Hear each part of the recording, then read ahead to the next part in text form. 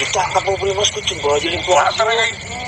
Saya itu memanggil makhluknya malah yang datang pusaka. Apa sih gue?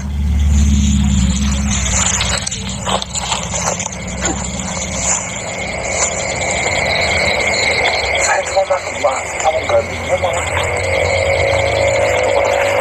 Apakah itu tandanya Sawung Galing tidak bisa dikeluarkan dari pusaka itu, Bang?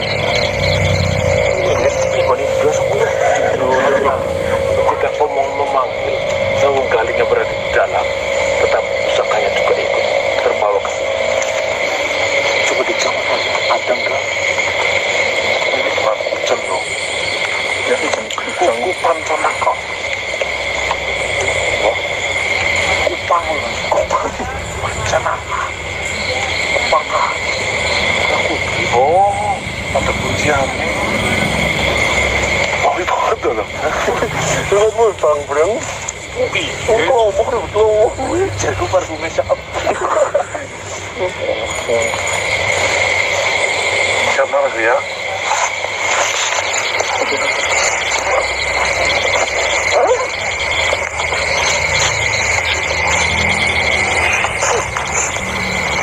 Musik hitam.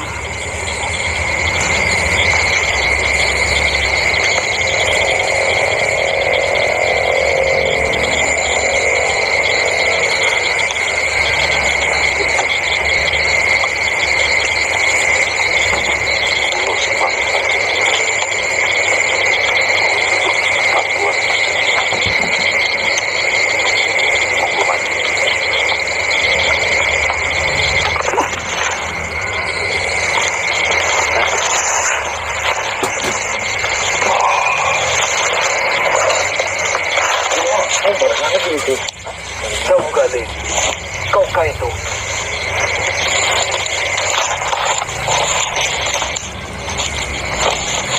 Kau mengingatku.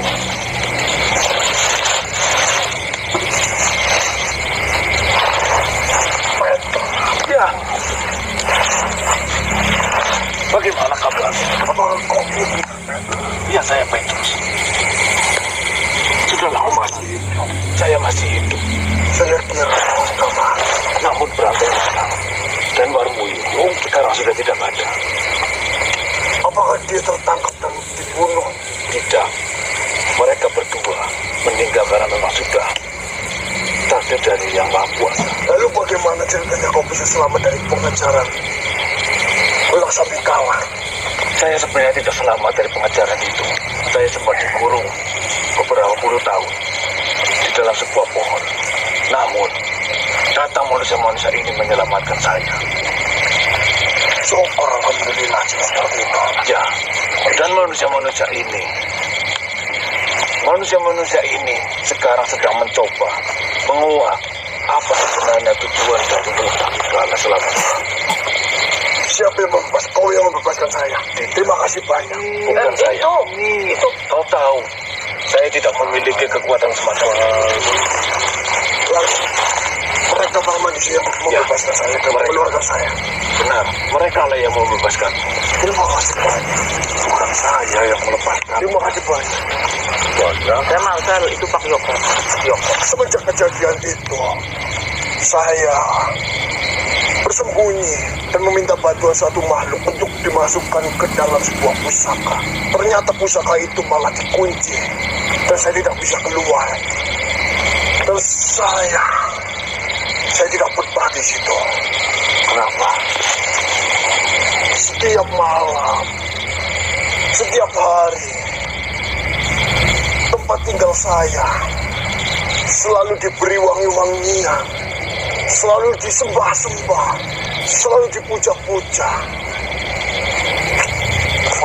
Saya takut dengan adanya saya di dalam benda itu.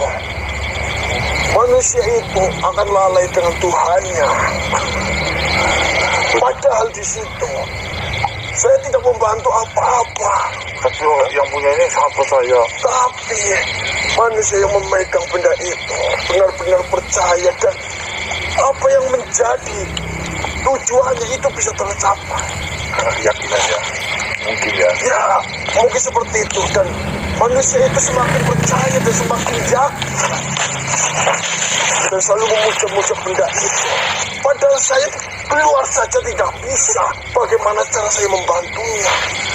Oh, jadi yang pegang pusaka ini tiap hari meminta bantuan. Ya, Dengan cara memberikan sebuah wangi-wangian. Sebenarnya jenengan tidak bisa membantu apa-apa. jangankan membantu. Untuk keluar saja saya tidak bisa karena dia memasukkan saya ke dalam benda itu langsung dikunci oleh sang pembuat benda. Bohong empuk ini yo. Tetapi Kung Gani, besar kecilnya kau sudah diselamatkan dari pengajaran pihak dari Ya, Balapati. memang itu adalah salah satu bentuk syukur saya. Namun, selama saya keluar dari Lopo, saya itu tidak bisa kemana-mana. Saya terpenjara di dalam pusaka itu. Apalagi setiap hari diberi wangi-wangian yang saya tidak suka. Saya bingung. Apa saja yang kau dengar dari mintain orangnya? Hindi ko tahu ba?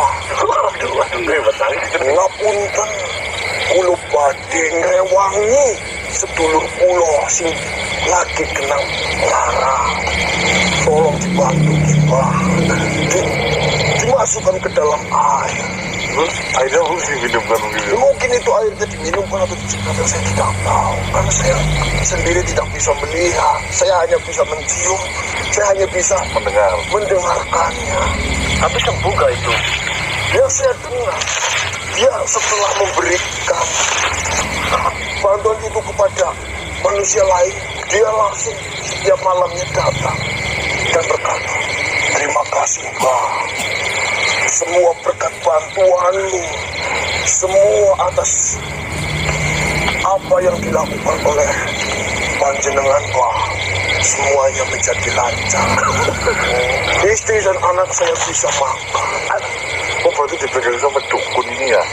Ya, saya tidak tahu, mungkin seperti ini. Ya wis, intinya nanti saya keluarkan panjenengan. Nanti cara kembali masih bingung anaknya. Itu dipikir nanti. Iyalah, yang penting Yang terpenting ini penting. Jujur, perkenalkan dulu ya, nama saya itu Tim Gase. Saya bisa menggali. Ya, saya mendengar kabar mengenai banyaknya orang hilang di Sondemala. Ternyata sedikit informasi setelah saya dengar dari Tuan Petrus, di mana ternyata di bawah hutan Sondemala ada suatu gedung bernama Klaubu. Itu berisi banyak sekali manusia dan bangsa. Ya, itu adalah tempat tinggal saya dan Petrus pada masa itu. Coba panjenengan apa bisa ceritakan sedikit kejadian-kejadian di sana itu seperti apa? Terus tujuan dari kurungnya itu buat apa? Mengenai sebuah tujuan, mengapa banyak sekali makhluk-makhluk yang berada di dalam lubuk itu, saya sendiri tidak paham dan tidak mengetahuinya. Yang jelas, kehidupan di sana itu selayaknya kita berkehidupan di bumi, namun itu di suatu bangunan yang menjulang tinggi, yang sangat begitu besarnya. Kita di sana selalu dicukupkan dari segi pakan dan yang lain-lain. Lalu, apa yang membuatmu curiga selama ini? Nah, itu yang menjadi masalahnya. Awal mula saya memiliki pemikiran ingin dan menginginkan keluar dari lubuk. Yang pertama itu sebenarnya adalah kematian dari istri saya. Selama saya hidup di dalam lubuk, saya dengan istri saya hidupnya ya wajar-wajar saja, normal. Kita melakukan selayaknya hubungan suami istri, namun kami di situ sebagai makhluk hidup tentunya menginginkan sebuah keturunan. Sedangkan jika kita menginginkan sebuah keturunan, kita itu dibatasi di dalam lubang. Ya, kita harus mendapatkan izin dari Balasangkala. Sampai akhirnya istri saya itu menentang mengenai peraturan itu. Dan akhirnya istri saya terkena hukuman pembersihan dari Lobo. Karena itu salah satu peraturan yang dilarang oleh Lobo di sana. Namun yang menjadi saya berpikir dan menguatkan saya untuk mencari tahu bagaimana saya bisa keluar.